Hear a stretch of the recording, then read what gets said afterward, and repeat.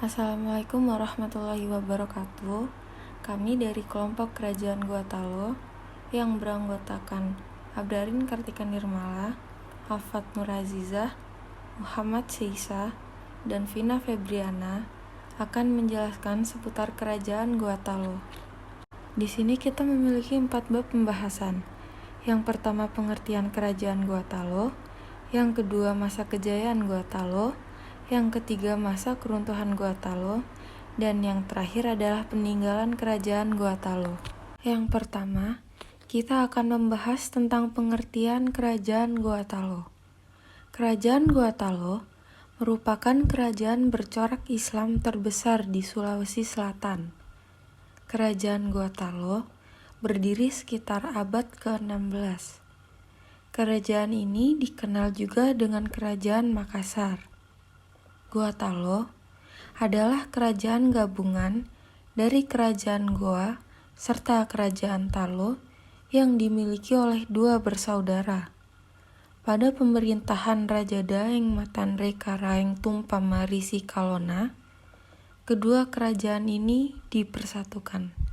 Di akhir abad ke-16, Sultan Alauddin menjadi raja pertama yang memeluk Islam di Kerajaan Gotalo. Ini sekaligus penanda Kerajaan Gotalo menjadi kesultanan. Pertumbuhan Islam di Goa semakin pesat.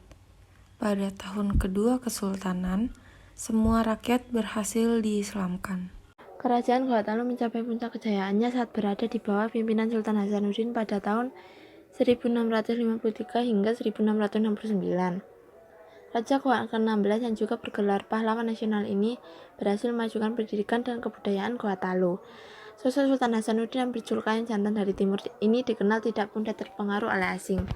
Dia juga menentang keras kehadiran VOC saat menguasai sebagian kerajaan-kerajaan kecil di Sulawesi. Runtuhnya Kerajaan Gotalo. Saat VOC menguasai sebagian besar kerajaan kecil di Sulawesi, Sultan Hasanuddin berupaya melawannya dengan bantuan dari Satuan Kekuatan Seluruh Kerajaan Indonesia Timur. Peperangan melawan Belanda saat itu langsung dipimpin oleh Sultan Hasanuddin. Namun penjajah justru menambah pasukan yang membuat kubu Goa melemah dan terdesak. Pada 1667, Kerajaan Makassar mengakui kekalahannya dengan bersedia menandatangani Perjanjian Bongaya. Perjanjian ini dinilai merugikan Goa. Saat itu, VOC kembali meminta pasukan tambahan yang akhirnya berhasil merobohkan benteng kekuasaan Kesultanan Goa.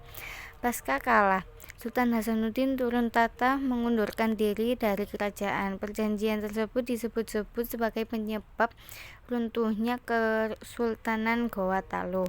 Dan pembahasan yang terakhir, kita akan membahas tentang peninggalan Kerajaan Gotalo. Kerajaan Gotalo banyak meninggalkan bukti sejarah yang dapat dilihat hingga saat ini.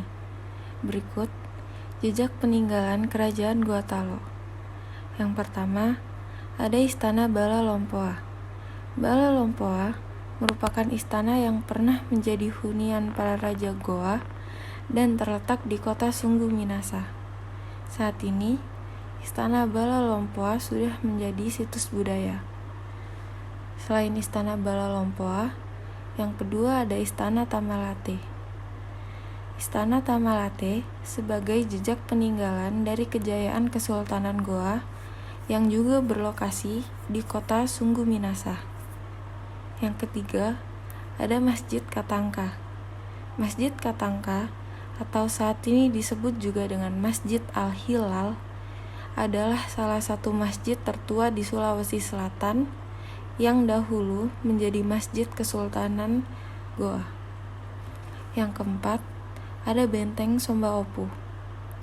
Benteng Sombaopu termasuk saksi bisu sejarah Kerajaan Makassar yang sebelumnya dijadikan pusat pemerintahan sekaligus perdagangan.